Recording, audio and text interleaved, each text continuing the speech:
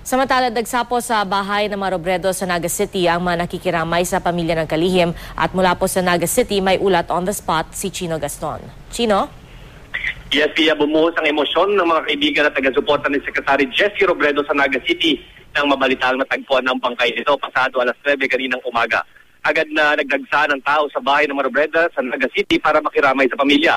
Para mabigyan ng espasyo ang pamilya ng kalihim na personal na natanggap ang balita mula sa Pangulong Noynoy Aquino kaninang alas 8 ng umaga, isinara ang pintuan ng bahay at pinosyahan ng mga armadong pulis. At ang mga tanging malalapit lamang na mga kaibigan at kaanak ang pinahihintulutang makapasok sa mga sandaling ito.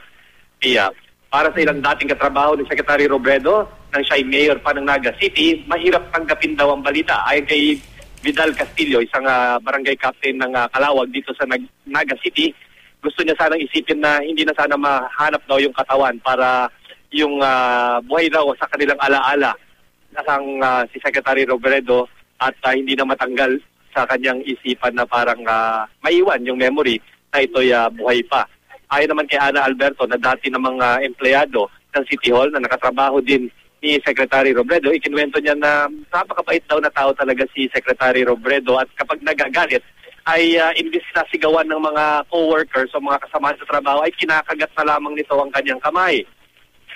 Samantala, naniniwala naman ang kaibigan ni Secretary Robredo na si dating Solicitor General Anselmo Cadiz na ilang araw na rin dito nagvi-vigil sa Naga City na may plano ang Diyos kung bakit maagang kinuha ang kalihim. Naniniwala si Cadiz na si Jessie ay kinuha sa kalakasan ng kanyang buhay para magbigay ng inspirasyon sa ating lahat. So sa ngayon, makikita sa ating screen ay inaantabayanan itong mga taga-suporta at mga kaanak na rin ng pamilya Robredo ang pag-alis mula dito sa kanilang bahay sa Naga City ng pamilya papuntang Naga City Airport kung saan inaasahan dadalhin ang mga labi ni Secretary Robredo mula sa Masbate City.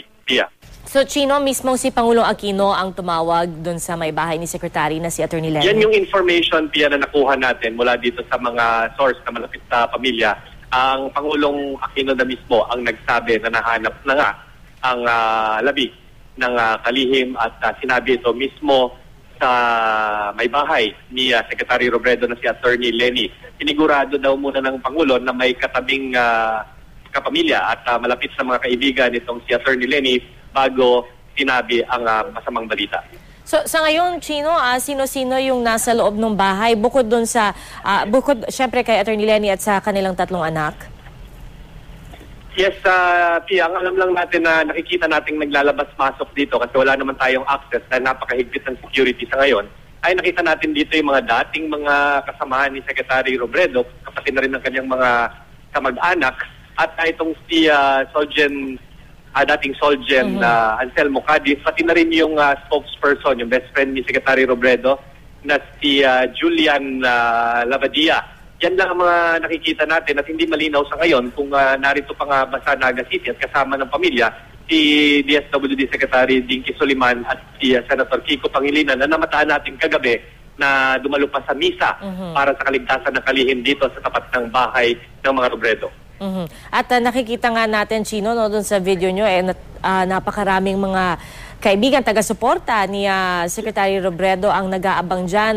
Meron bang mga paghahanda para sa misa o kung ano man ang isasagawa dyan sa kanilang tahanan mamaya? Sa ngayon, dahil walang opisyal na pahayag, no, ang pamilya kung ano ba ang arrangement, nagtitiwala lamang tayo dito sa mga source na hindi naman pwedeng pangalanan na malapit sa pamilya at halos sigurado naman ang informasyon na ito bagamat hindi opisyal.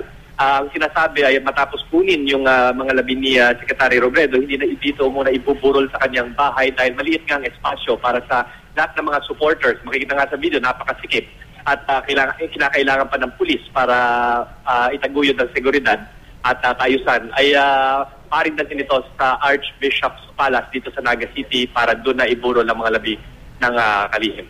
Alright. At itong Archbishop's Palace, kapag naiburol na doon, ay tiyak na bukas sa publiko ang burol para sa lahat ng mga gusto makiramay. Yes, bukas ito sa public. Yan ang pagkakaintindi natin. At hahayaan ang buong Naga City na makiramay at matilayan itong si Secretary Jessie Robredo na sa pag-aalam natin dito ay mahigit 18 years ding naging mayor ng Naga City. At Chino, nakikita rin natin sa video na talagang yung ibang tao dumidistansya, no, dun sa tahanan. Would you say na talagang very respectful sila of the wishes of the family at this point? Yes, actually, meron talagang harang nitong mga pulis dahil kahapon, malaya naman yung mga tao dahil hindi masyadong madami na makalabas-masok dito sa compound ng mga Robredo kung saan meron ding espasyo para sa media at may espasyo din para sa mga supporters na dadalo, may espasyo din para sa pagdadausan ng mga dasal at may lugar din sa likod kung saan pinapakain yung mga lahat na nagbibigay suporta dito sa pamilya. Pero sa ngayon, mahigpit ang seguridad at hindi nga pinapapasok itong karamihan ng mga supporters at dito lamang sila sa labas na siyang nire-respeto naman nila at hindi sila nagpupumilit na makihalubilo ngayon dahil nga medyo mataas ang emosyon sa mga sandaling ito ng pamilya. Alright, well, Chino, maraming salamat sa iyo at makiki-update ulit kami. Si Chino Gaston, live pa rin, no, sa Naga City. Pero Chino, before we let you go, no, kasi kanina nabanggit mo rin yung mga stories, no, very touching stories of those who worked with Secretary Robredo. And I'm sure marami pa dyan, no, na maglulutang ang ibang stories at mga kwento tungkol kay Secretary Robredo in the days to come. Pero ikaw ba particularly, merong isang talagang standout story na talagang tumatak sa isipan mo dun sa mga nakausap mo? Yung sinasabi kanina na parang malumanay talaga at hindi talaga itong nagagalit si Secretary Robredo, yun talaga medyo tumatak sa isipan ko, Pia. Kasi ngayon na ako nakarinig na parang isang secretary nung isang government official na kapag nagagalit daw ay hindi sumisigaw. At masyadong kinokontrol niya daw talaga yung emotion niya. At kapag nagagalit ay kinakagat na lamang ang kamay. At kung makipagtungo daw dito kahit nagalit siya sa kanyang mga co-workers dito sa local government ay parang pinapayuhan at parang isang tatay daw na nagsasalita sa kanyang mga anak. So hindi siya nagagalit. At isa lang, madagdag ko na lang, Pia, yung bahay ni Secretary Robredo ay hindi ito yung pagkaraniwang nakikita natin sa mga alkalde, no, mga government officials sa matataas na posisyon, na napakasimple nitong bahay, bagamat 3-story ito, parang kwadrado lang ito at wala masyadong burloloy at very kung sasabihin natin very industrial, no, yung parang napaka-minimalist na tong bahay na to, napakasimple, walang malalaking sasakyan, walang mga SUV, nakikita lang natin dito yung mga sasakyan na luma.